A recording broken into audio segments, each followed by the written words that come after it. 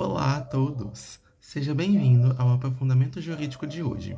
Se você está aqui, é porque você entende que no processo trabalhista, a vitória na fase de conhecimento é apenas o preâmbulo. O capítulo mais crucial, complexo e muitas das vezes doloroso é a execução trabalhista. É aqui que o direito sai do papel e se materializa em moeda corrente. Mas então, o que de fato é a execução? Tecnicamente, é a fase processual destinada a impor o cumprimento forçado de uma obrigação reconhecida judicialmente. Não se trata aqui mais de falar do direito, dos fatos. Isso já foi feito na fase de conhecimento. A execução pressupõe que a existência de um título executivo, tanto ele judicial como uma sentença, ou extrajudicial, como um termo de ajustamento de conduta. A finalidade suprema é a satisfação do crédito alimentar do trabalhador, buscando a efetividade e a celeridade que a Justiça do Trabalho tanto preza. Dois princípios fundamentais que guiam esta fase são, número 1, o princípio de proteção ao credor alimentar, ao trabalhador, que permite ao juiz atuar de uma forma mais incisiva. E o segundo princípio é o da patrimonialidade, que rege que a execução deve recair sobre o patrimônio do devedor e não sobre a sua pessoa. É a busca por bens e não pela prisão que garante a satisfação da dívida. A execução ela só se inicia quando houver uma obrigação certa, líquida e exigível. Isso, pelo direito, ele se traduz em trânsito em julgado da sentença condenatória, então ali é a execução definitiva, não cabe mais um recurso, ou pelo acordo judicial inadimplido. Um ponto de destaque aqui é a execução provisória, que ocorre enquanto tramita um recurso. Embora o valor ele não possa ser liberado definitivamente, atos como penhora e avaliação de bens podem ser iniciados para a garantia do juízo. O artigo 876 da CLT, ele estabelece que a execução compete ao juiz que conciliou ou que julgou o processo. E atenção, a Justiça do Trabalho possui a prerrogativa da execução de ofício pelo artigo 878. Isso significa que, ao contrário do processo civil, o juiz ele pode iniciar uma execução por conta própria, sem a necessidade de uma petição do trabalhador. É uma clara demonstração do interesse público na satisfação do crédito trabalhista. Antes da cobrança, nós precisamos saber quanto o devedor deve. É a fase de liquidação. Na Justiça do Trabalho, a liquidação ela envolve a apuração do principal, dos juros de mora, que é a aplicação desde o ajuizamento da ação, a correção monetária, tem a discussão ali da súmula 42 do TST e do tema 1195 do STF sobre o IPCA e sobre a taxa Selic, né, que é fundamental. E dos débitos acessórios, como as contribuições fiscais, previdenciárias devidas ao INSS. A liquidação ela pode ser feita por um cálculo, que é a mais comum, feita pelo contador judicial ou pelas próprias partes. Também pode ser feito por arbitramento, quando se exige um perito, como um médico, para avaliar a extensão de uma doença ocupacional, ou por artigos, quando fatos novos precisam ser provados para definir o valor. Depois de feito e homologado o cálculo pelo juiz, as partes têm o prazo de 8 dias úteis para a impugnação fundamentada, apontando de forma clara o item e o valor que discordam. Definido o valor, o devedor, o executado, ele é citado ou intimado em um prazo curto, normalmente de 48 horas, ali em conformidade ao artigo 880 da CLT, para poder pagar a dívida ou nomear bens à penhora. O não pagamento ou a não garantia imediata do juízo leva à fase de execução forçada. A Justiça do Trabalho utiliza um arsenal tecnológico para encontrar o patrimônio do devedor, demonstrando a busca incessante pela efetividade. Um dos sistemas que é utilizado é o Sisbajude. É o bloqueio de ativos financeiros em todas as contas bancárias do devedor. É a primeira medida e é a mais eficaz. Nós também temos o Renajude, é a restrição e penhora de veículos automotores, carro, moto, enfim. Nós temos o Infojude, que é a solicitação de informações patrimoniais e fiscais à Receita Federal, o SENSEC, busca de testamentos, procurações e escrituras públicas que possam indicar bens. Temos o CENIP, Central Nacional de Indisponibilidade de Bens, que torna os bens móveis e imóveis indisponíveis para venda, impedindo ali de uma fraude. Esse é um dos mecanismos mais importantes.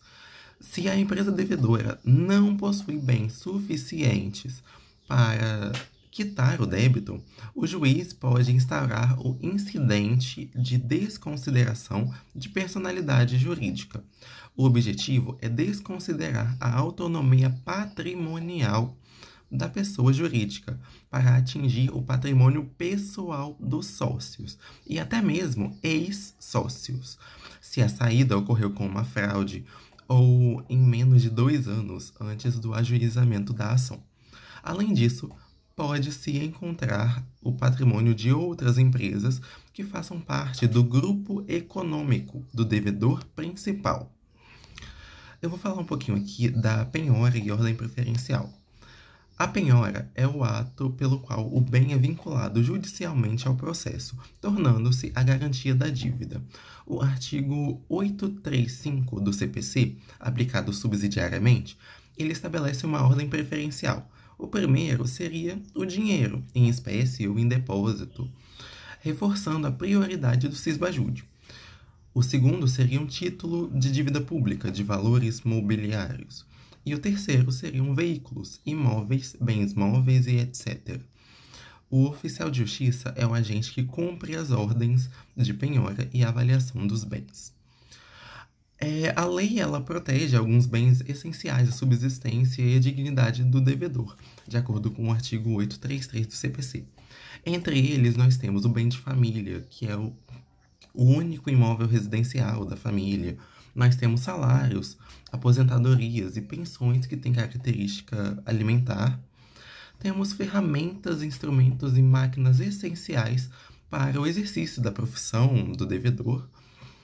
E nós temos uma exceção de ouro. A jurisprudência, contudo, ela tem mitigado a impenhorabilidade de salários e aposentadorias para o pagamento de créditos alimentares, o que inclui a dívida trabalhista, desde que em percentual que não comprometa a subsistência. Bom, após a garantia do juízo pela penhora ou pelo depósito, o devedor ele tem o prazo de 5 dias úteis para apresentar os embargos de execução, pelo artigo 884 da CLT, nos quais pode alegar vícios nessa questão de penhora ou erro nos cálculos. Se o bem penhorado ele pertencer a um terceiro, que não é o devedor, ele poderia entrar com os embargos de terceiro. Em casos excepcionais de vícios graves e evidentes, o devedor ele pode ainda se utilizar da execução de pré-executividade, sem a necessidade de garantia de juízo. Bom, nós temos as decisões que são proferidas pelo juízo nessa fase de execução, como rejeição de embargos de execução ou aceitação de um cálculo, elas são atacadas pelo agravo de petição, de acordo com o artigo 897-A da CLT. Esse recurso ele tem um rigor técnico. O agravante dele ele deve delimitar a matéria e os valores incontroversos, sob pena de não ser conhecido. Em tese, na execução, apenas é permitido o recurso por violação direta da Constituição Federal. Resolvidas as contestações e mantida a penhora, procede-se à alienação judicial, para poder converter o bem em dinheiro. Os bens eles são levados à asta pública, a leilão judicial, geralmente de forma eletrônica, onde são vendidos pelo maior lance. A adjudicação é outra via, onde o próprio credor, que é o trabalhador, ou outro credor interessado, pode requerer o bem penhorado para si, como forma de pagamento de dívida. Após a venda, o dinheiro arrecadado é liberado para o credor até o limite da dívida. O que se exceder é restituído ao devedor. E se o devedor ele for uma entidade de administração pública, seja ela União, Estados, municípios e autarquia? A execução ela segue um rito diferenciado.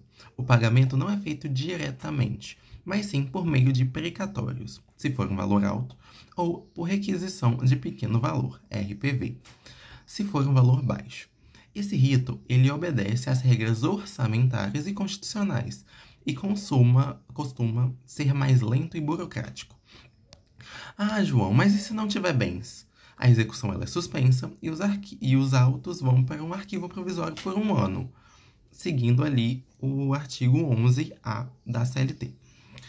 Se após esse período o credor não indicar meios efetivos para a execução, começa a correr o prazo de prescrição intercorrente, que é de 2 anos.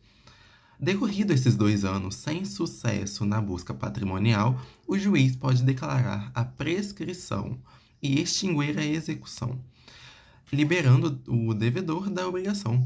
Este é o final indesejado, mas previsto em lei.